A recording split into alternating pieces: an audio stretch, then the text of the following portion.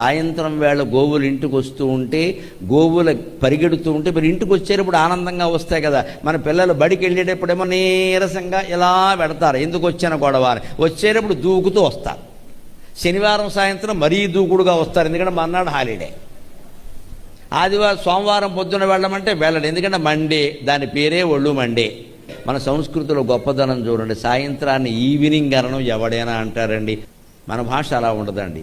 తెలుగులో సాయంత్రాన్ని ఏమంటారో తెలుసా? గోధూళి వేళ అంటారు దాన్ని.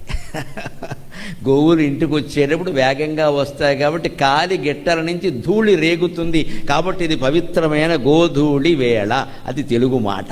ఈవినింగ్ అనడానికి, గోధూళి వేళ అనడానికి ఎంత తేడా ఉందండి, అంత తేడా ఉంటుందమ్మా. డాడీ అనడానికి, తండ్రి అనడానికి, నాన్న అని పిలవడానికి, డాడీ అనడానికి అంత తేడా ఉంటుంది. ఏ భాషలో పిలిస్తే ఏమైనా మాట్లాడొద్దండి.